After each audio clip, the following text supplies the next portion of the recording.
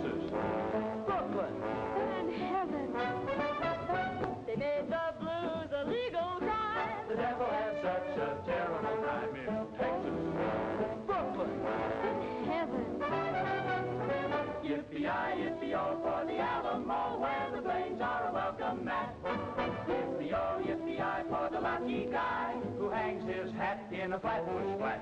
You wanna meet an angel face? Why, angels live all over the place in Texas. Brooklyn and heaven.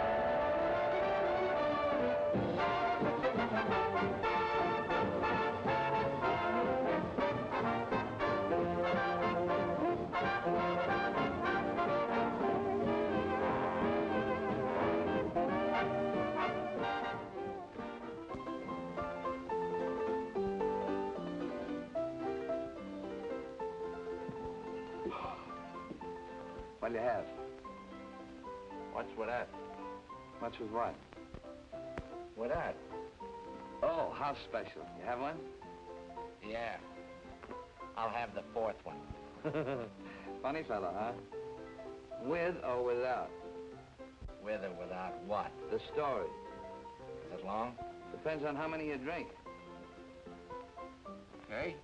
Start mixing. I'm gonna work my way up to that free one. Hey, Mike. Why Texas Golden Horse? Why not Brooklyn Golden Horse? Because Eddie Taylor came from Texas. Dallas, Texas. This is Dallas, Texas. Dallas, Dallas, Dallas, Dallas.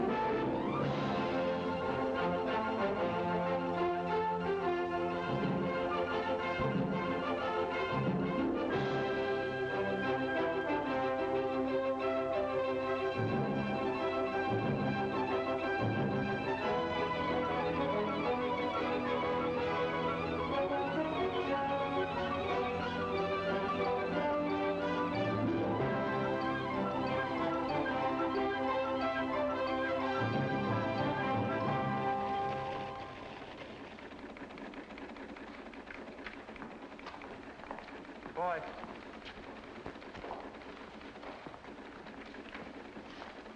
Copy.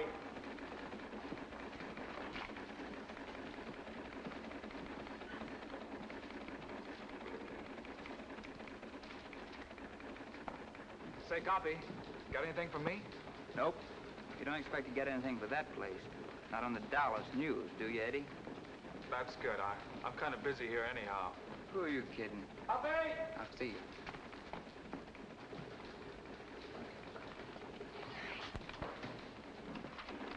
Give this to Taylor. It might interest him. Yes, sir. Copy. Got something for you. Yeah, for me?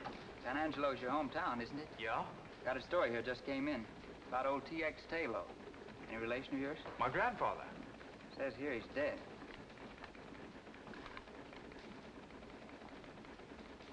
He was a very old man. Left an inheritance, huh? Yeah. His own private money belt and a couple of 1875 Colt revolvers. Well, he remembered me. I'd forgotten him.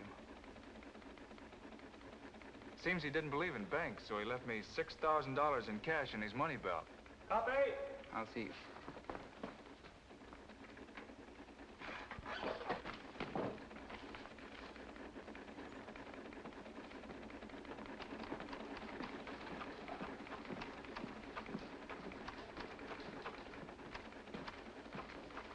Mr. McGonigal, Yeah?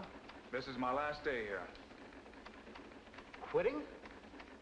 Since the first day I came here 3 years ago, I've been waiting until I had enough money to do what I really want to do. Money? Your grandfather left you $6,000, not 60. That's enough. What are you going to do with this enormous fortune? Buy a ranch half the size of Texas?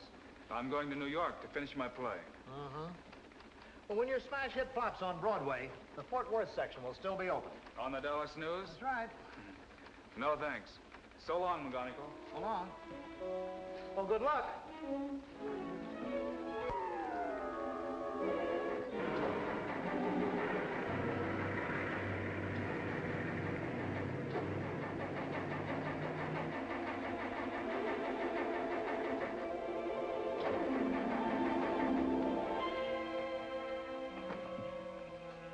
got off to a swell start.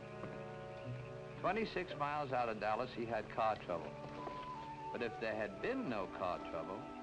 Say, mister, would you give me a lift, please? I'm not very heavy. Where did you come from? I was asleep there beside the road, and then I heard you making all that noise. I guess it woke me. Go away. You're a very rude person. You're not a nice girl. Out on the highway this time of the night. There's nothing nice about you either, not a single iota. It so happens I'm running away from home. Some people do it in style, some have to do it my way. So for your information, I am a nice girl. And now, if you'll excuse me, good night.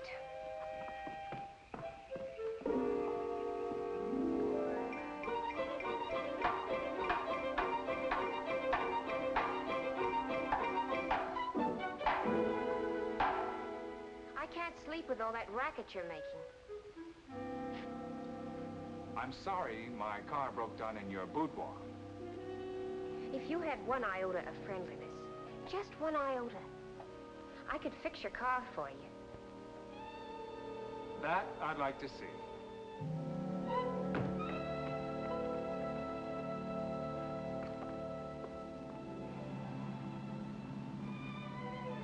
Thanks for fixing my car. You've already said that 4 times. I'm only trying to make conversation. Please don't exert yourself. I'm sure it must be very exhausting for you to try to be nice. I'm a fellow who's always been alone. Even when I work with others, I'm still alone. I'm not used to helping or being helped.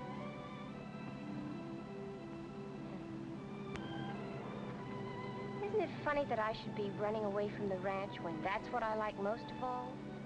What ranch? Oh, didn't I tell you? It's the family ranch in Texas. It's just outside of Calinamo City, and it covers about 115,000 acres. And you should see the horses we have. 2,800 of them, not counting the wild mares in their foals. Look, miss, I know Calinamo City pretty well. There isn't a horse ranch within 200 miles of that place, and we both know it. Yeah, but if there was such a place, wouldn't it be wonderful? What are you really running away from? A gasoline station. That's why I know so much about cars. My brother and I ran it till he got married, and then when his wife moved in, I felt sort of unnecessary. You know, like I was crowding the place. Still, it's better than bucking the world on you. Unless you have a grandfather who left you a hunk of dough. All I have is a diploma from the correspondence school. It's a very attractive diploma, though, and it says I'm a perfect secretary. Shorthand, typing, and business management. You've got a job waiting for you someplace, huh? No, but I'll get one. And then when I've made enough money, I'll come back to Texas and buy myself a ranch with horses. Oh, the loveliest horses. You haven't told me anything about yourself. You've been awfully quiet. We interrupt this broadcast to bring you a very special bulletin. Red Car is still at large. Red Car, who robbed another bank in East Texas this morning, was last seen steaming away in a fast black coupe. Up to 10 minutes ago, he had not been apprehended. Special warning to anyone who might see him. Red Car always carries at least 2 heavy caliber revolvers. Approach with caution.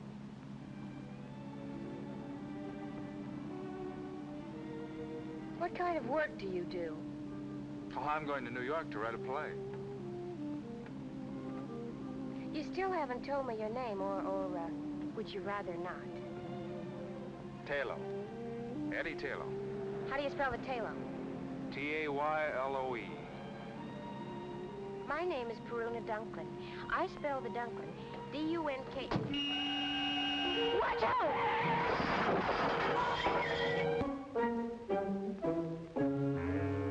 Put those guns down. They might go off. Thank goodness you've come out of it. I thought it was the sheriff and the posse. Sheriff? But it was only Mr. Tebow and the doctor. Now, think quick. They'll be in here in a minute. We'll use the name you gave me last night, Eddie Taylor. That's what I've already told them your name is.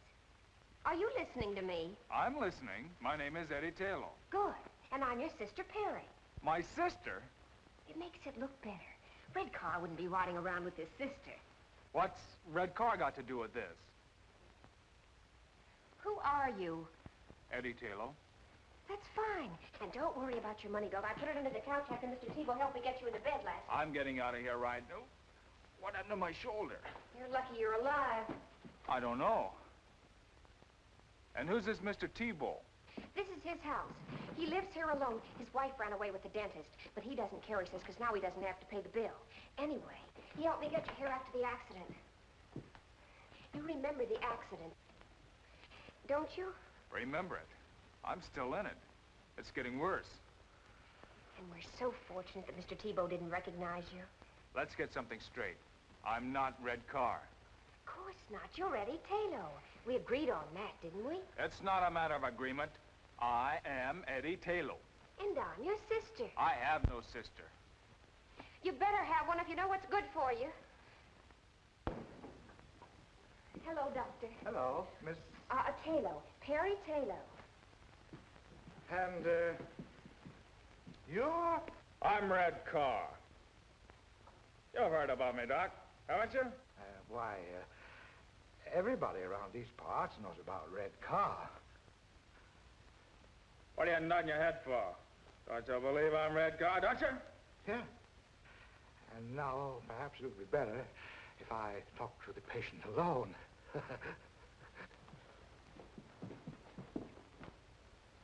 It's his left shoulder, Doctor. We'll know soon enough. I'll call you if I need you. Try to behave. Get in touch with the rest of the mob. Tell them to lay low until the heat's off. Oh! You got a good buy in this car, Eddie. You did the buying. 400 miles and the motor sounds like a hummingbird. You still getting off at Birmingham? Sure, if your shoulder's okay. Why don't you stay with me and... Or is that too big for you? I hadn't figured on New York. Why not make it New York? It's about time somebody like you went there and changed the place. Well, I don't know. Perry, Yes? my shoulder doesn't bother me anymore. It hasn't hurt me for the last 2 days. I didn't say anything because, well, what I mean is, you're a good driver.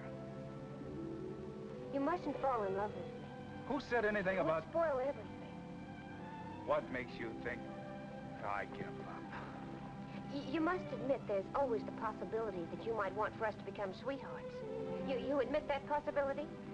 True? Well, you must fight that possibility. It'll be a struggle. A love affair at this time would interfere with my plans. You see, Eddie, I've always lived in a world of, well, call it make-believe. But one thing is a reality. I have a great capacity for love. For people. For all kinds of people. Oh, I could fall in love, but that would be selfish of me. I feel I sort of owe it to those people to kind of ration out my affections. So that's why you must deny yourself the prospect of loving me. When the time comes that I feel I've done all I can do for others, when that time comes, then perhaps we can sit down and talk things over. Goody. I don't care whether you're laughing at me or not. That's the way I feel about everything, and this is the first time I've had an opportunity to do anything about it. So please, be strong, show character, and don't fall in love with me. Perry. Yes? Do me a favor. Good. Shut up.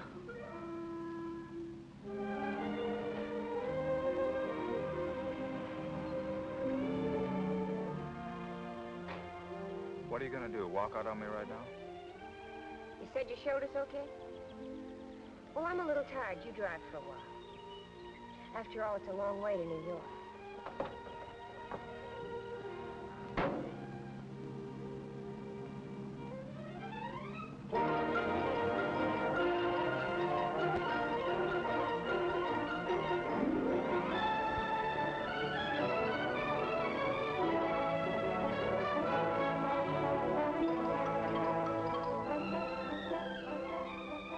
For 6 states, she talked his ears off.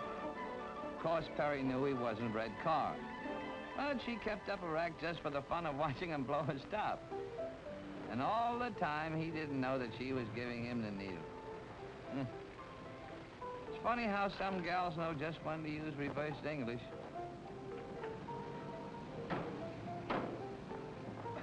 Well, anyway, it's not expensive like the others. make a good hideout.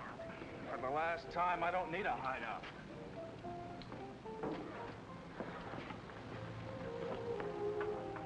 Well, goodbye. I hope you finish your play pretty soon. Thanks for everything. What's your rush? Let's have breakfast first and talk things over.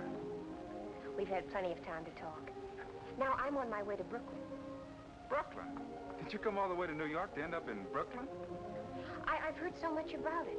It sounds like a truly wondrous place. What's so wondrous about it? Brooklyn appeals to me. Is there any reason why I shouldn't make it my destination? Well, that's not a logical question. I can't give you a logical answer.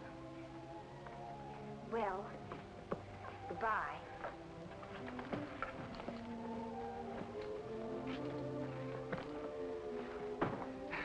I hate to see you rush off like that. Eddie, you're being romantic. I give up. In plain and simple language, goodbye. Will you get in touch with me when you get settled? All right, Eddie.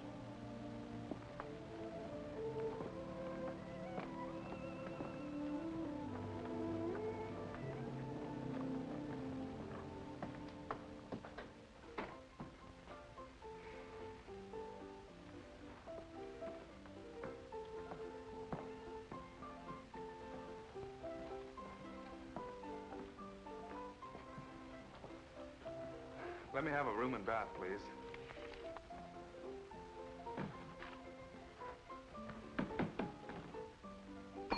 Hey. 105.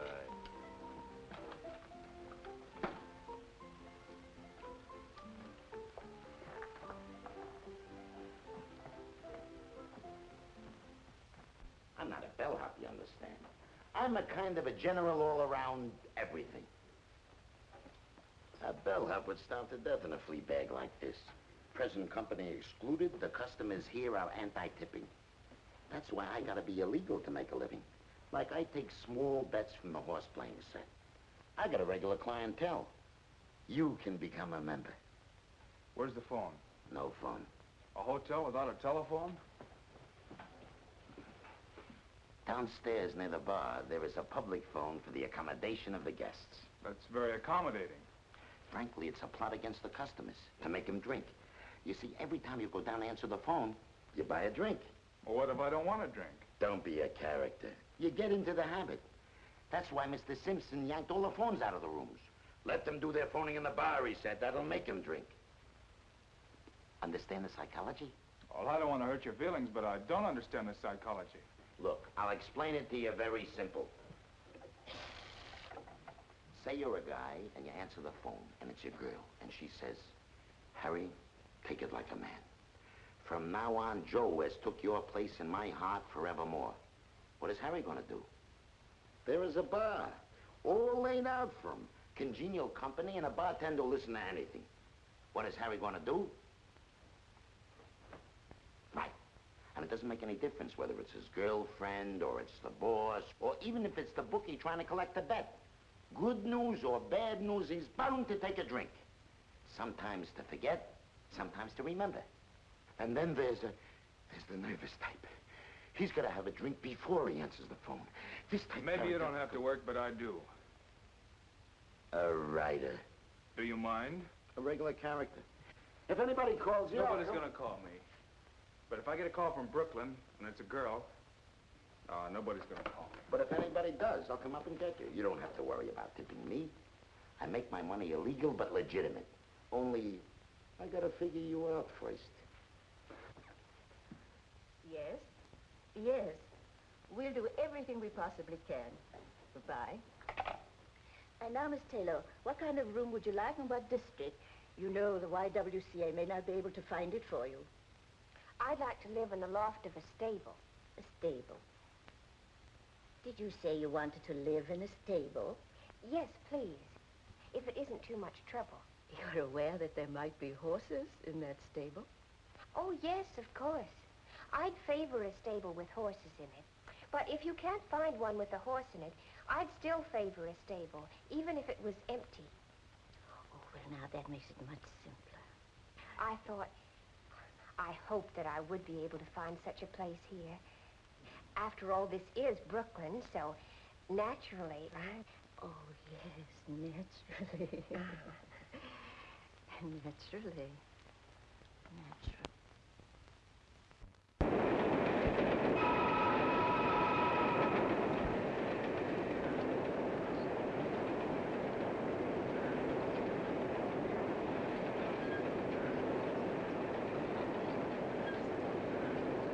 Here, Charles, share this with me.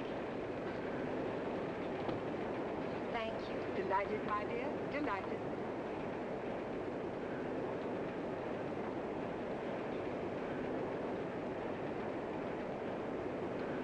Is anything wrong? There's nothing, my dear. See, nothing of it.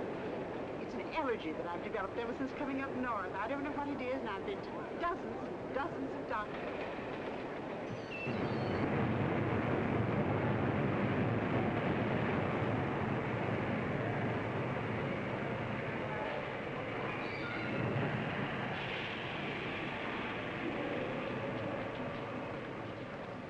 That wasn't a nice thing to do. My dear child, I am ashamed of myself. You'd never think I used to be able to empty a purse with a hand as light as a goose feather. You could have asked. I asked no one. And anyway, with my police record, I shouldn't even be seen on the streets. By the way, honey, before you call the coppers, would you treat me to a meal, a mere gesture? And I promised not to run away. I couldn't,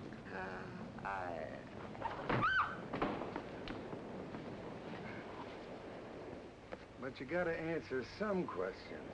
Why? Because you have a pencil and a notebook? Because it's the law. I've told you she doesn't feel well. Now, isn't that enough? Okay, we'll let it go at that. Now, how about a nice, clean ambulance? none of that, dear boy. No ambulance. But you're sick, lady. Why make her sicker? Ambulances, hospitals, a lot of questions. I know the whole routine. Very unhealthy, all those questions. Okay, then just give the facts. What's your name? Perry Taylor. You know, I think that the thing we... Mind if I get the facts? T-A-Y-L-O. Add an E. And the lady, ever seen her before? Enough of this. Child, I don't want to burden you with... Oh, dear. Send for the wagon. You know, they should send you home. Two will get you 5. She hasn't even got a home. She asked you got a home. And how would you know? Because she's my mother. Your mother, huh? What kind of a daughter are you not to feed your own flesh and blood? Because she was too proud and independent to accept help. And then one day she ran away from home to see what she could pick up on her own. I didn't catch up with her until today. She didn't want to be a burden on me. Or on my brother. You see, I have a brother, too. His name is Edward Taylor, and he lives at the Grand National Hotel. She's his mother, too. Now, that makes everything fine, doesn't it? Okay, you're going to take her home with you and take care of her? Of course. And your address, Grand National? No, it's 9006 Flatbush Place. Not the house itself, the stable. 9006 Flatbush Place. Now you're doing the right thing. And where do you live? Oh, I don't want to get mixed up in this. I was just waiting for a downtown express, but I'll take a local.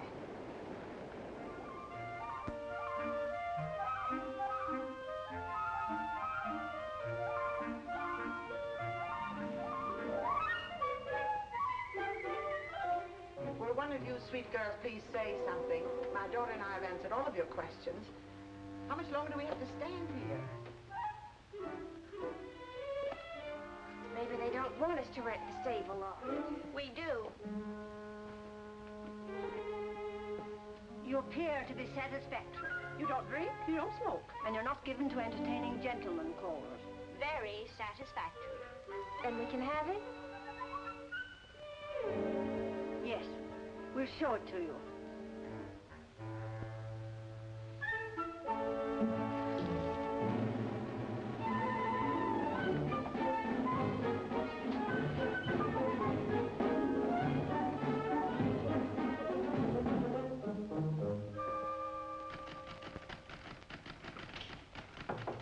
Come in.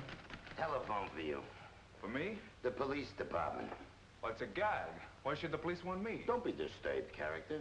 When the police use the telephone, it can't be anything serious. Maybe they just want you to identify a corpse. It's okay, you can go that way. We're informal here.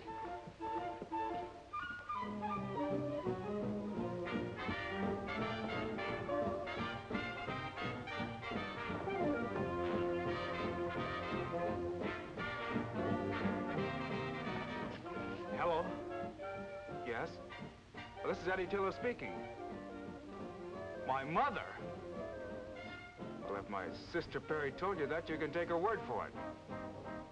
Yes, sir. I'll see to it that my mother is properly fed from now on.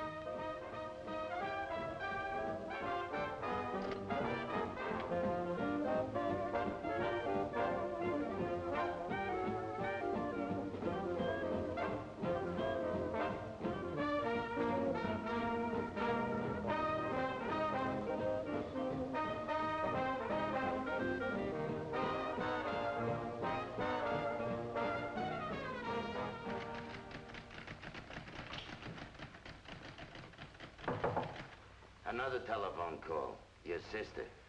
Tell her that I'll take it.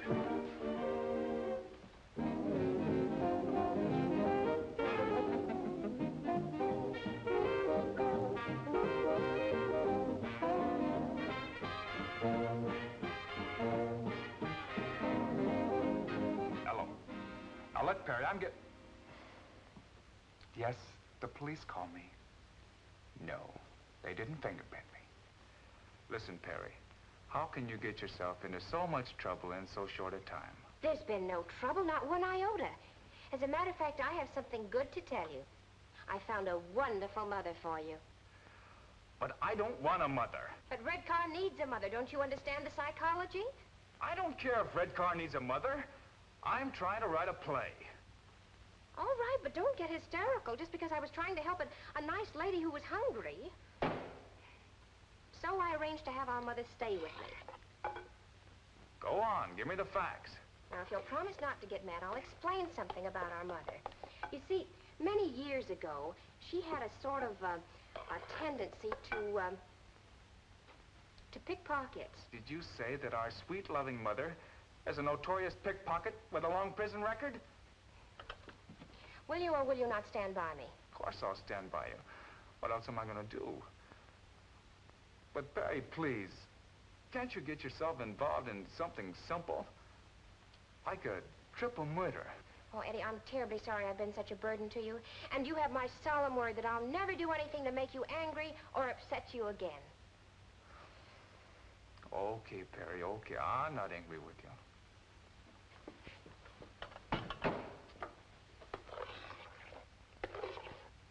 Hello? Hello, Perry? Perry? Hello? Hello?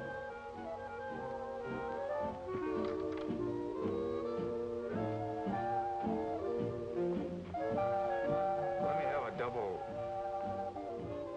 Never mind.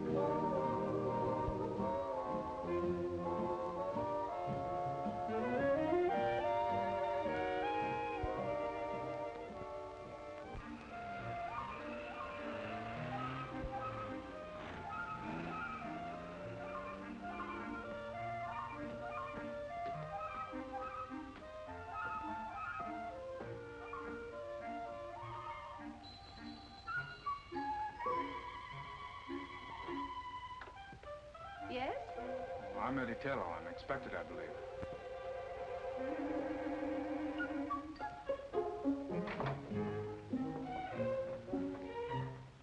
These are my sisters, Miss Pearl Cheever and Miss Opal Cheever. How do you do? He doesn't resemble his mother. He doesn't resemble his sister. No.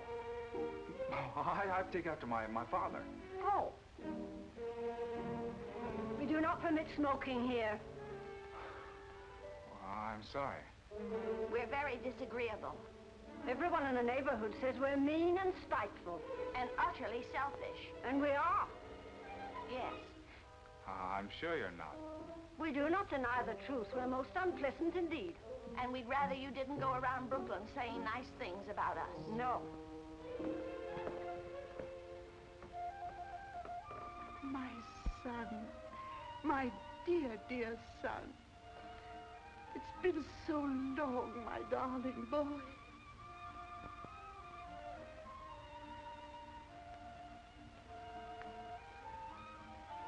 You may use the sitting room. Thank you, dear girls. Come along, my sweet.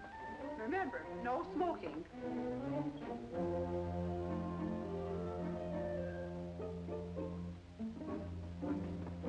Excuse us, please, dear girls. You could have called me Mother. But I wanted to call you a lot of things. But that triple threat out there stopped me cold. I called you about Perry. Well, it's about time. If I'd known this address, I would have been here 3 weeks ago. Well, Perry didn't want to get in touch with you until you had a job. Now she's got a job. Why didn't she call me? Well, it's a strange kind of a job she's got, my boy. If this job is something you got her, if you're getting her mixed up in something crooked... Just look who's talking. I may have lifted a lever now and then, but I never pulled a bank job. But for Perry's sweet sake, your secret shall remain locked deep within my heart. What about Perry's job? What's wrong? That's why I thought we'd drop down and watch her while she's at work. Then you can decide what course of action to take. Oh, can't you tell me about it? Where's she working? Coney Island. And imagine we can get some hot dogs while we're there. Come along, my sweet.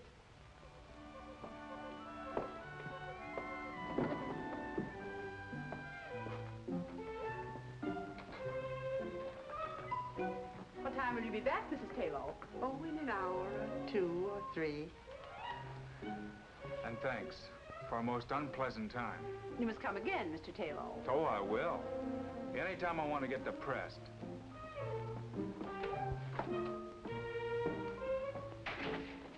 We should have listened in on their conversation. We should have. Next time we will.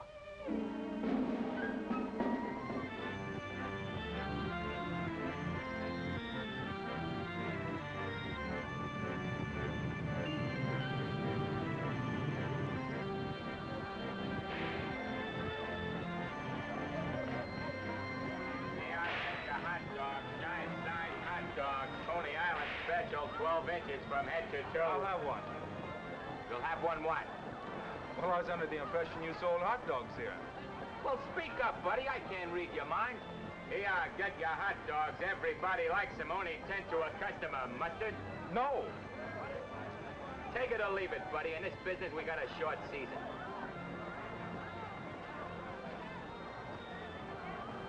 Excuse me, sir. I didn't mean to offend you. Ah, the Park Avenue type.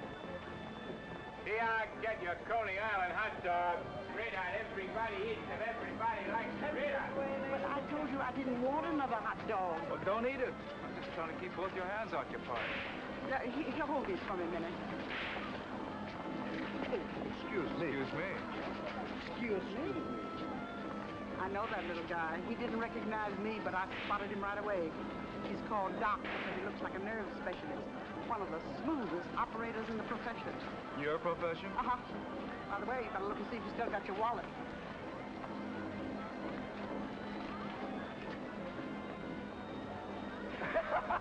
I knew he was lifting level the minute he bumped into you. And I suppose you lifted it from him to prove to me that you've reformed. No, child. I just want to see if my technique is better than the Doc's. Maybe I didn't prepare it. I wish you wouldn't say I'd reform. Makes me feel so old. Now, ladies and gentlemen, for your pleasure, I give you the greatest entertainment value on the Midway. Ziggy's internationally famous water nymph. This is it. What's Perry doing in there? We're down here to find out. And I hope she can swim. Presenting the water nymph.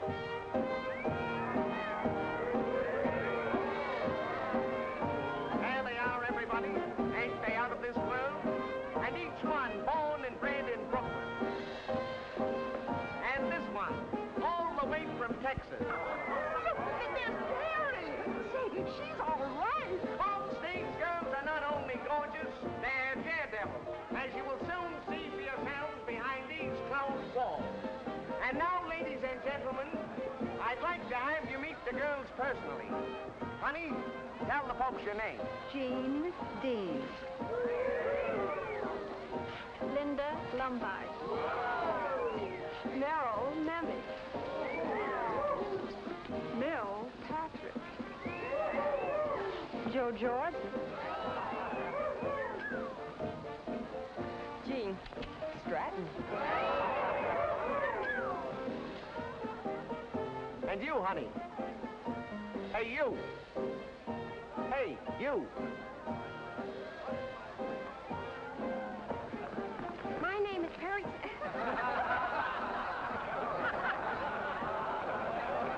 My name is Perry Taylor.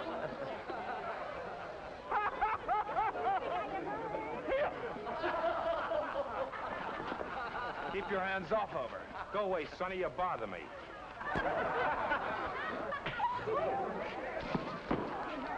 Right down this way, folks. Come on down, right down this way. The biggest show on the Midway. Come on down, folks. The biggest show on the Midway. The show is going on now. Right this way, folks. The biggest show on the Midway. See the fire eater, folks. Come on down, right down this way, folks. Come on down. Way. See Bajango's a beautiful Siamese temple dancer. Tickets right this way, folks. Go right in. Right over this way, folks. Get your tickets.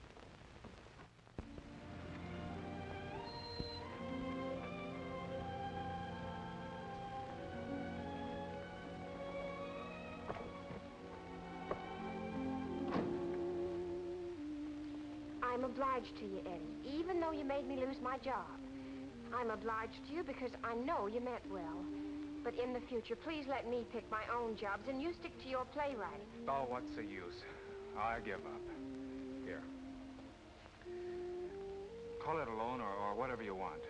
You'll need it until you get another job. Well, thank you, but I'm not looking for charity. Good night. Hey, mother of mine. Here, you try to give it to her. Well, she said she didn't want it. I know, but you're slick enough to figure out a way of getting it to her. Or are you going to get high-hat on me, too? Frankly, yes. We, and I speak for my daughter and myself, want no further interference from you.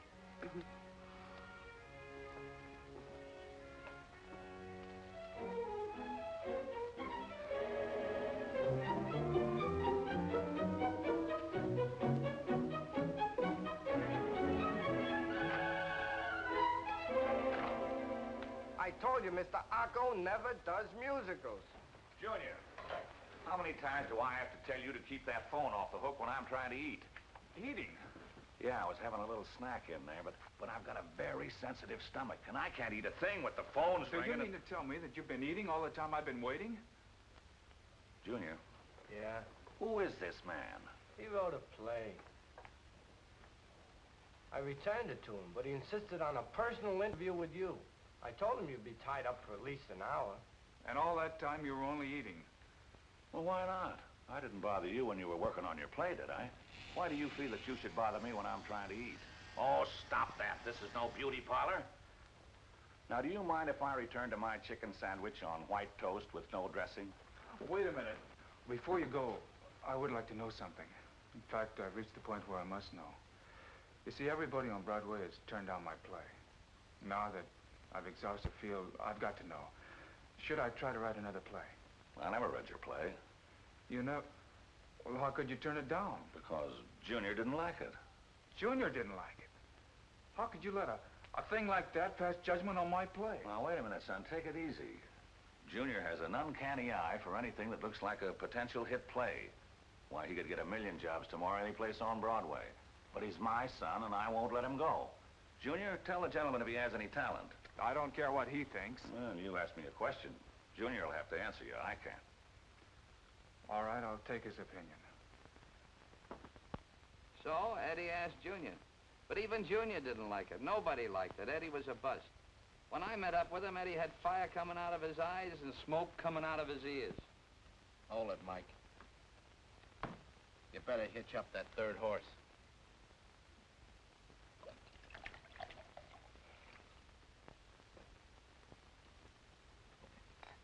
What's more, What's more with what? What's more with the story? How many times does that horse have to kick me before I get the end? So far, pal, you've only been riding side saddle. Now we really go places, because here's where I met up with Eddie. You remember the bellhop? Well, Eddie tried to pass that bar once too often. It was the night that Joe was sick and had asked me to stand in for him. Bartender. Bart. Good evening. Sorry to keep you waiting. Was just getting ready to close up. Okay, what do you have? Poison. What kind of a chaser? Don't be a comedian. Give me a bourbon and water. Bourbon and water.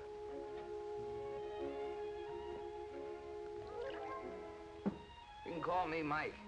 Why? That's my name. Oh.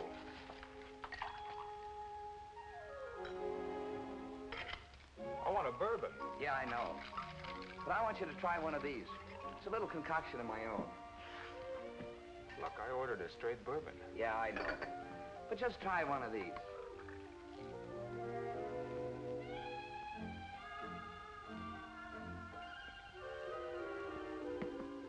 Now, can I have a straight bourbon?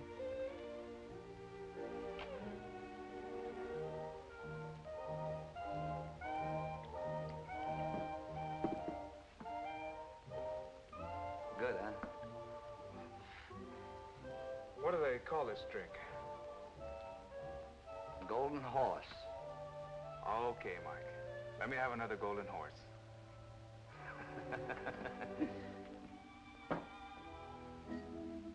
You're new around here, aren't you, Mike? Hmm? You're new around here. Oh, yeah, I'm only here for the evening. Joe has a cold. Oh. Say, Mike, how do you make this, golden horse? Well, first a little dab of Texas sunshine. Then some rain. A little hail.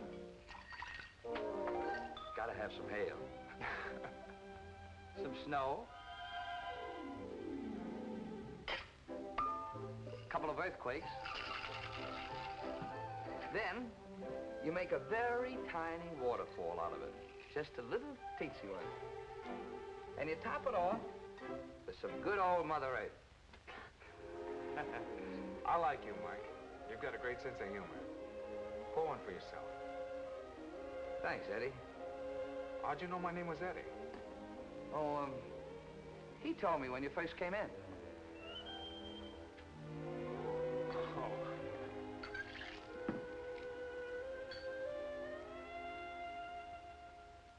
Eddie really tied one on that night. 6 hours and 12 bars later, I got the whole story. How he cost Perry a job and how he was the world's worst playwright. Along with it, I got the idea that there might be something I could do for these kids. The smart thing first. Got Eddie sobered up the easy way. Flat on his back in Prospect Park.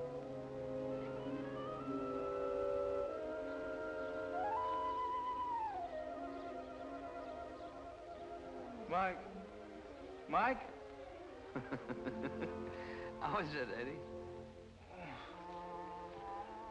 New world's record for a hangover. Well, the Turkish bath ought to help you a lot. There's one near here, too. Best Turkish bath in Brooklyn. Brooklyn. A truly wondrous place. I thought you'd like it. At Prospect Park. Oh,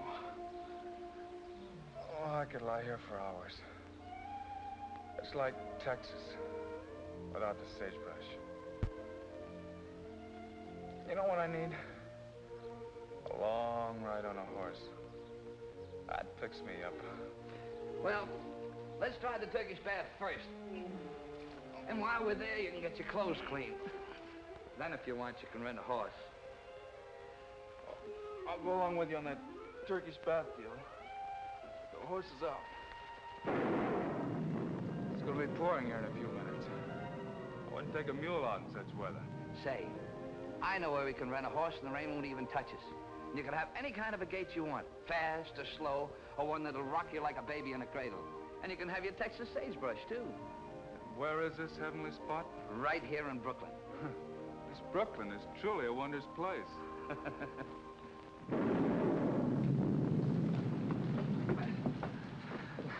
The Turkish bath was one thing, but this I don't believe. Here I get to ride a horse through sagebrush? Come on, Eddie.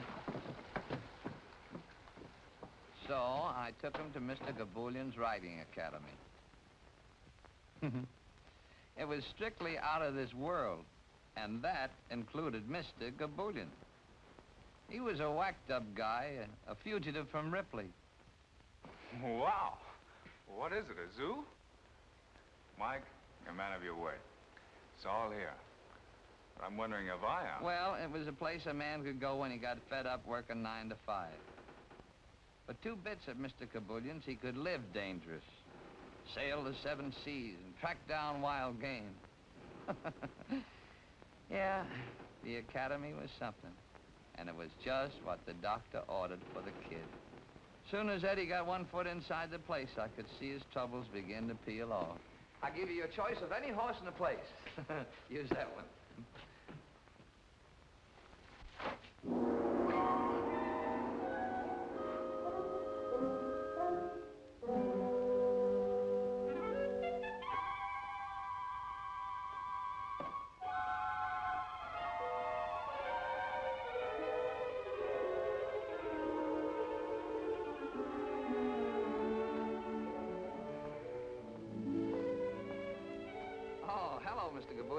Sorry to disturb you.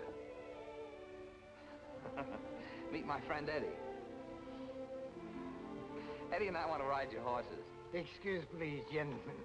The rain was so heavy, so I think nobody comes.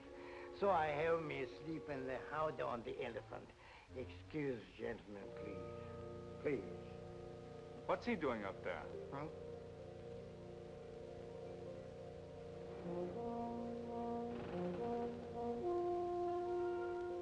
That's Captain Lars Jean.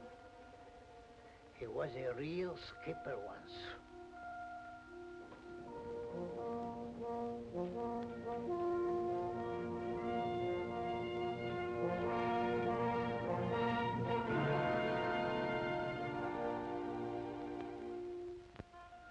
That boat teaches you not to become seasick, huh?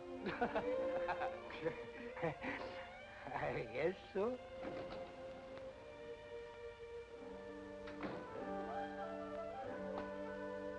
Excuse, please, gentlemen.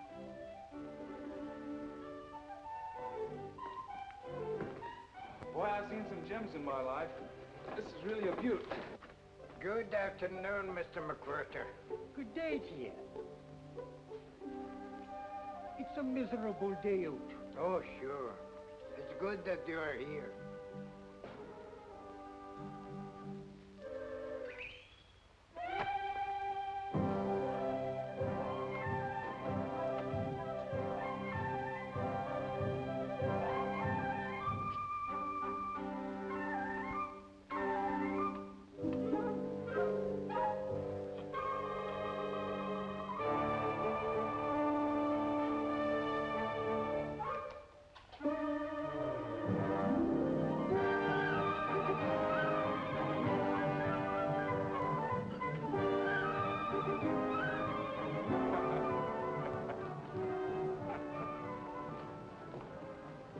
Mr. Robert Bruce McWhirter. He owns a nice bird store on Fulton Street. So every day he rides the camel.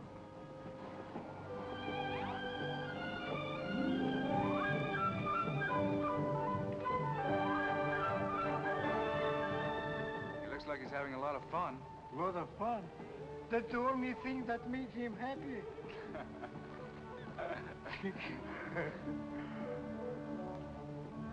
Now, this is to start. When you like it fast, move forward. Boy, Perry would really love this. She'd go crazy for this machinery. Hey, Mike, look at me. I'm right across West Texas. Come on. Oh, go ahead. Oh, you're good at me.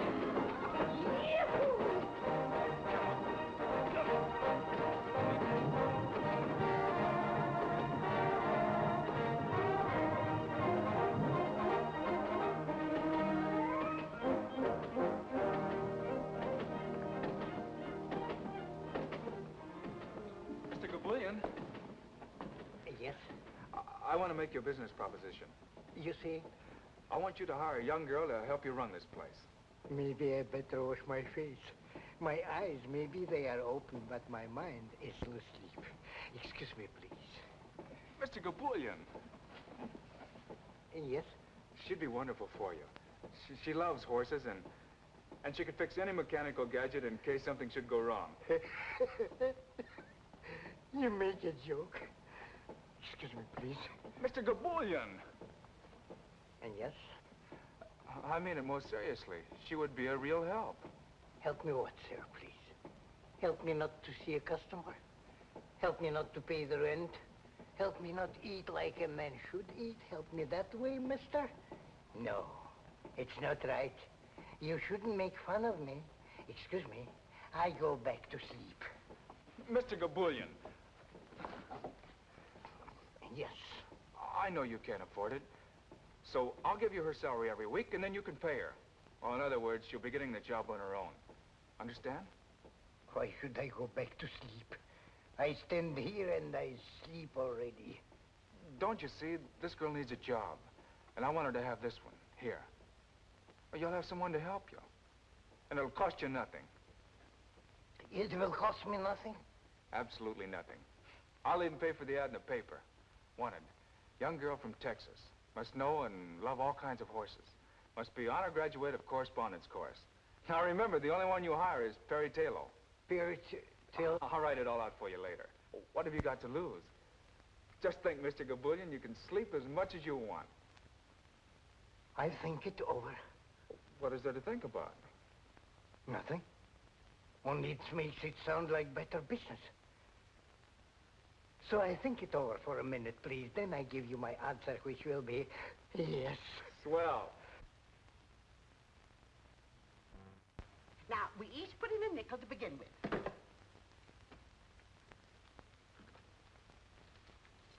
That's my girls.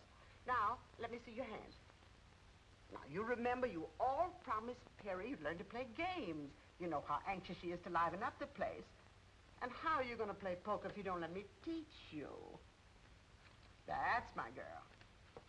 Well, you have a very bad poker hand, dear. 2, 4, 7, 10, jack, just nothing at all. But if I were you, I'd hold on to this jack, because that's your highest card, see? And ask for 4 more cards. I'll gladly give them to you. Nice, fresh, new ones. Now, no, you hold on to that, dear. Now, Ruby, let me see what you have. Why, that's wonderful. You've got a pair of 4s. Now, if I get a pair of 2s or 3s, you'll beat me, you see? You see how simple it is to play poker? Now, dear, let's see what you have.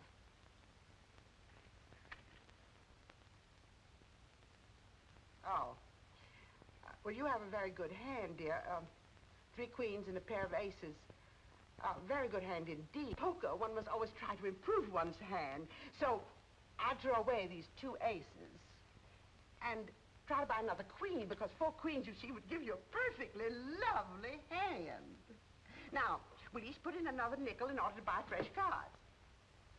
Come along. Oh, how I wish Perry were here to see you at play. Now, 3 for you. 1, 2, 3. And 2 for you. 1, 2. And 4 for you. 1, 2, 3, 4. Now, I'm not taking anything. That's what's called standing pat. Now, we'll all show our hands in order to see who's won. Well, now, come, girls. If we don't show our hands, how are we going to know who's the lucky girl? And the lucky one wins all the money in the center of the table. Now, I have a straight. 5, 6, 7, 8, 9. Now, you remember what I told you about a straight? I'm going to be awfully hard to beat. Awfully hard. But that's the game of poker for you. That's what makes it so terribly exciting. Now, let's see, dearest, what you have. Come along. Oh, you poor, unlucky thing. I haven't got anything. Not even a pair. Now, let's see what you have, dear. Well, you still have only a pair of 4s. That doesn't beat a straight. Now, dearest, let's see what you have.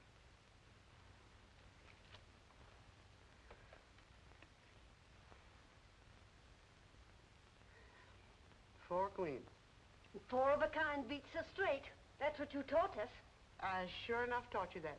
I sure enough did. Well, we'll have to try another time. I've got a job, a new job, a wonderful job, a most heavenly job. Oh, good news is always good news. I'm so happy for you, darling. It's just what I've always wanted. Horses and a camel and an elephant and a lot of other things. I didn't know the circus was in town. It isn't. We always know when it comes. We always get free passes from our grocer, Mr. Brickle. No. It's a riding academy. And all the animals are mechanical. But they're so lifelike they're practically real. And I'm to be executive manager. Isn't that too good to be true? Oh, no. But I've got to have a riding habit. I wouldn't look as if I were running the place unless I did. You know, I've noticed that our dear, dear Cheever sisters are very handy with the sewing machine. We've never made a riding habit. Only Mother Hubbard's. And slip covers. Yes, but under my supervision, dear girls, you'll make a riding habit, a more than suitable riding habit. But first, let's return all the losings to the losers. You were the only loser. Well, I guess I'll have to teach you how to play gin rummy. There were about 50 other girls for the job, but I got it.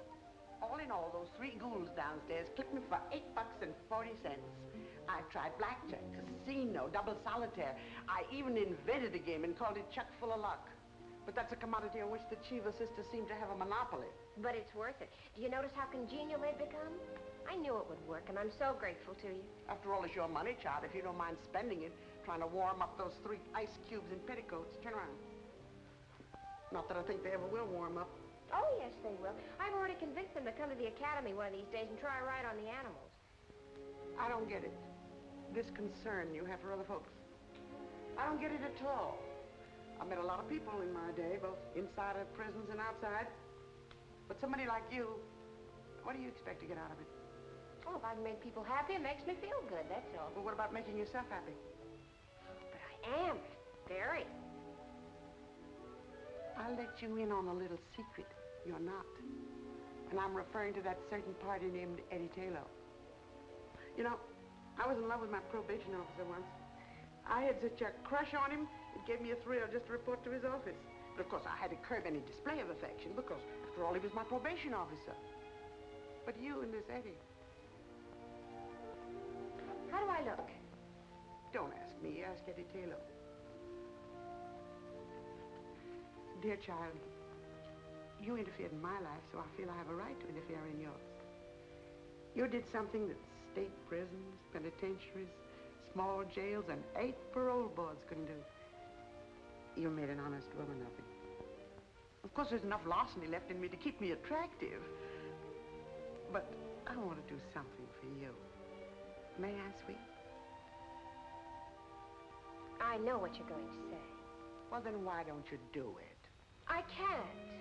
I can't now, not until he's finished his play, because that's what he wants to do more than anything else in the world. And I wouldn't want to clutter things up for him. You could help. That's what a woman's for, to make a man think he's successful. Oh, no. He told me definitely. He works alone.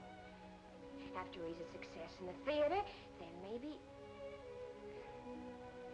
Well, maybe then. Well, I tried to help. But you have.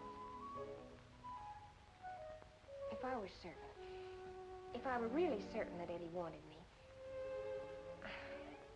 you know what I mean. Well, the least you can do is to call up that idiot and tell him you're working and where. I'll do it right now. Do you think you'll like me in this outfit? Well, I don't know about him, but a normal male, well, a normal male would be very normal about it. Eddie.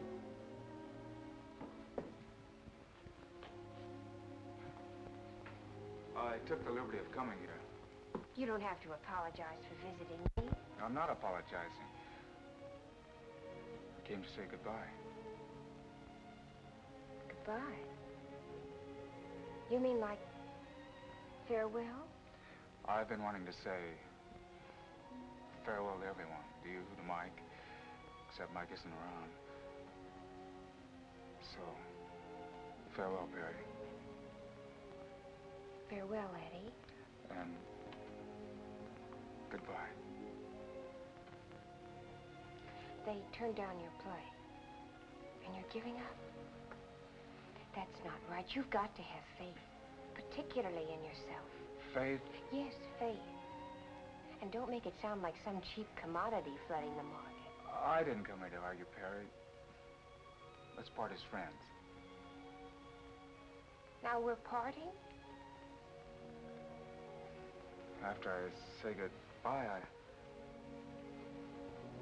guess the next step is for us to part. How do you go about it?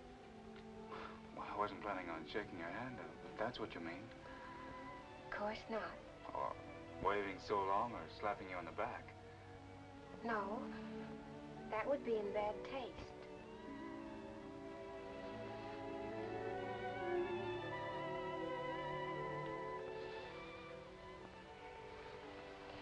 You may fall in love with me now. Thanks. Mr. Gabulian. Yes?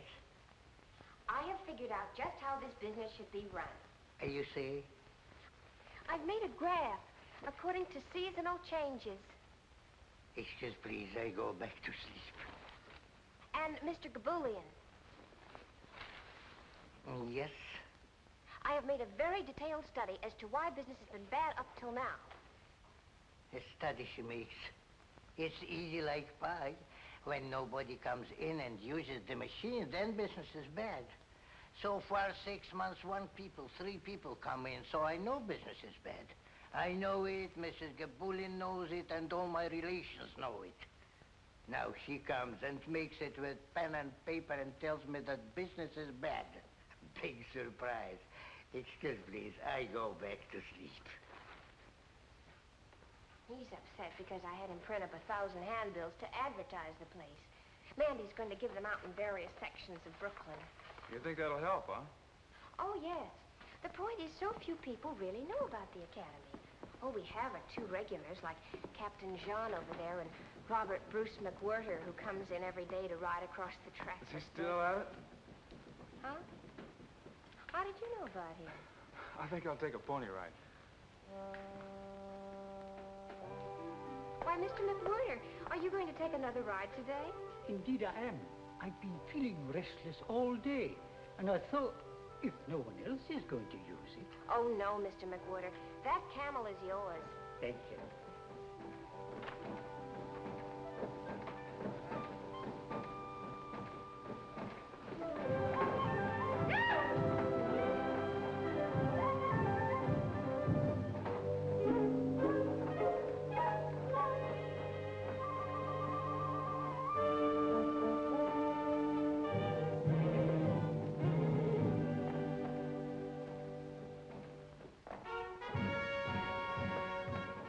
I just brought you 3 more customers. All right, girls, come in. They were a little unwilling at first, but here they are. Oh, I'm sure you'll all have a perfectly wonderful time. Why shouldn't they have? I just taught them how to shoot craps. They won close to $6 from me, and the dice were loaded.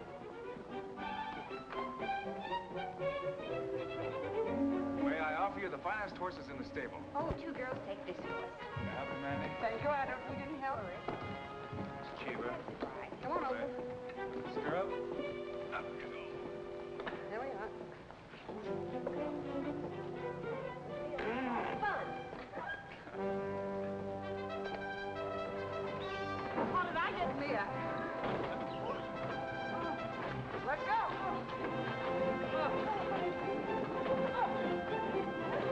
Yippee! Yippee!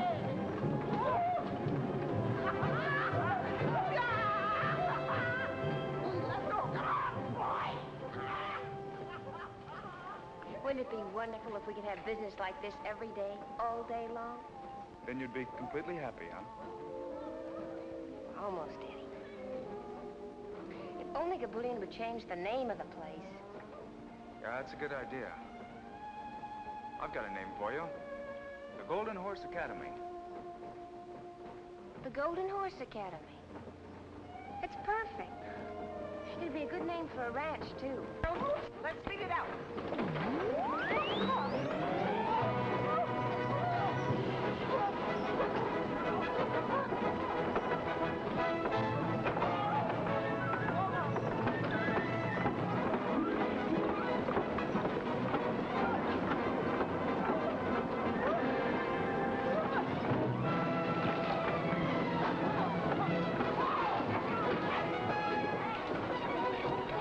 What can that be? Maybe they're using too much juice. It could be an overload. You do something. You hear me, Mr. Napoleon? You do something right now.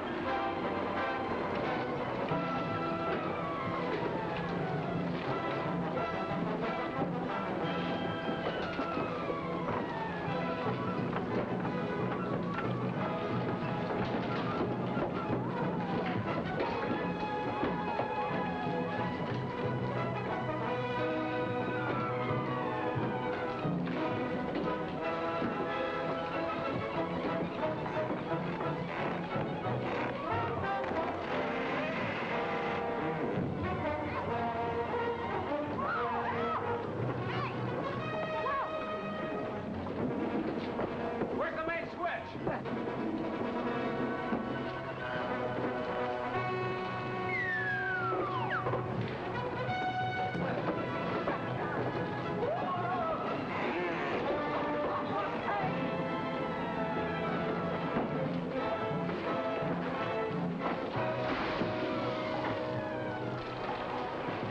Ship ahoy! The main switch. Tell me where it is. The switch. The master! Hey! Man the lifeboats! You landlubber scum of the wharfings! Heading for Davy Jones' locker!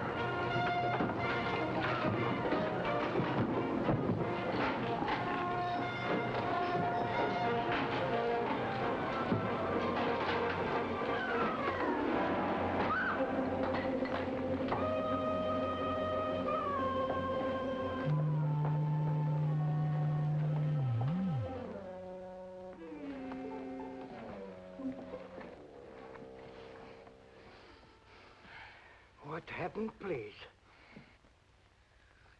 What a ride. Too much business.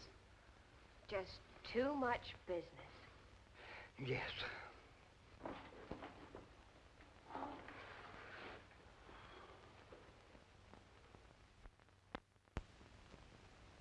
You still riding with me? Leave us have no small talk now. You better get that horse going again. Mm-hmm. This one you get for free. That's the one I've been waiting for.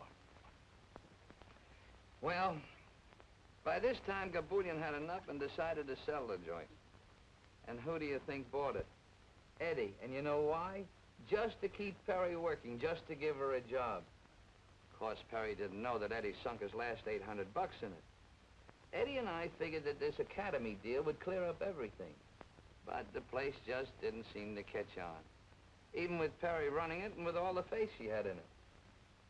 Christmas Eve came along, and Eddie and Perry were only 2 jumps ahead of the sheriff. Say, what do you think could be happening up there at 11 p.m.? That's Gabulian's place, isn't it? Used to be. It's been called the Golden Horse Academy the past couple of weeks.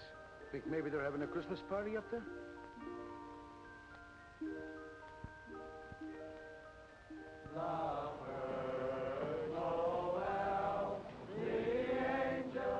We had a big party. Well, it was supposed to be big. But we wound up just trying to be gay. Robert Bruce McWhirter showed up, along with a whole gang of Santa Clauses, all members of the Big Brothers of St. Nicholas, South Brooklyn branch. The old boys rode the stuffing out of the menagerie, but the cash register never rang once.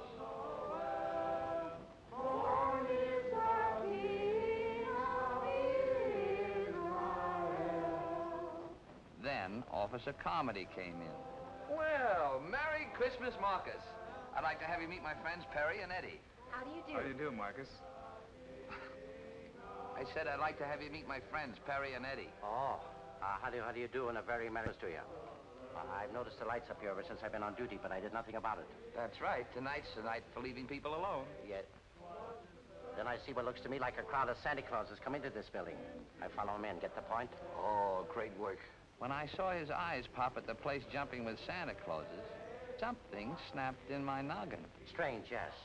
But nothing that would make me report this incident to headquarters. You see, Christmas Eve is a night for leaving people alone. What do you mean there's nothing wrong?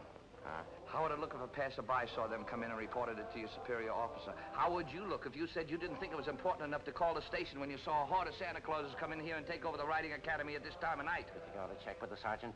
Is that the sort of thing that happens to you every night? But this is Christmas Eve. Well, does that explain the situation as far as an officer of the law is concerned? Don't let anyone leave. I'm going to call the station. Come with me. Give me the numbers of all the newspapers. Manhattan as well as Brooklyn. Hello? City desk, please. Soda, Pop? Yes, dear. I'll have just a teensy. Well, really, girls, there's a limit to how far we can go. Why? I don't know. Yes. Well, just a few.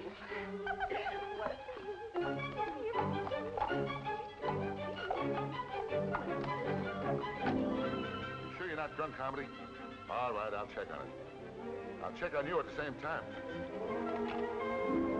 Sure there's a story in it. Sounds like a lot of human interest. I'll send a man over. Right. Well, if you won't help me, I'll call the police commissioner. I tell you, he does this every Christmas Eve, but he always gets home in time for dinner. Something must have happened to him. Here's a newspaper in the Bronx. Well, give it to me. We want complete coverage. 50 Santa Clauses? This time of the night? Have you got the address? Yes, Alice, I've already called the police. Oh, you have too? Well, what could have happened to them? We just got a tip about 100 Santa Clauses, all drunk, running wild someplace in Brooklyn. Yes, lady, I got all that. Now, how was your husband dressed? Oh, like Santa Claus, huh? Maybe he got stuck down the wrong chimney. Now, look, lady, don't take it so serious. We'll find your husband all right. No sense of humor. Gin.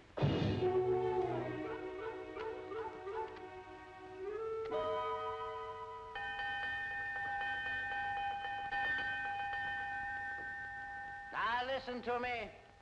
Listen to me, all of you. Your wives and your children, your friends and your neighbors, burning up the telephone wires, asking if any of you is behind bars at the police station, or lying all torn to pieces on a hospital bed, or stretched stone dead on a cold slab in the morgue. Well, are you? No, I got a list of names to check on. You lads are going home right away. Big smile now. Oh, come on, bigger than that. There we are. You know, with this publicity and everything, you have here a pretty valuable piece of property. But Cheever sisters want to buy it. What do you think, Perry? We could always use the money to buy a ranch. In Texas, perhaps. I merely offer it as a suggestion.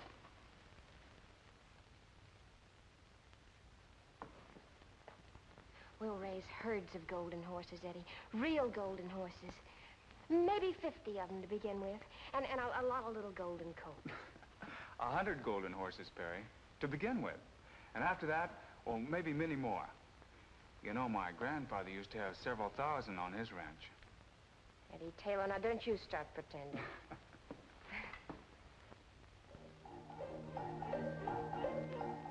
And so, Eddie and Perry got their ranch, which is what they both wanted all the time.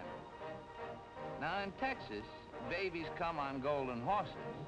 None of that stalk business in Texas, no, sir. And that whole ranch was loaded with golden horses. You expect me to believe all that? How'd you like the drink? Fine. Didn't even feel them. How long, Mike?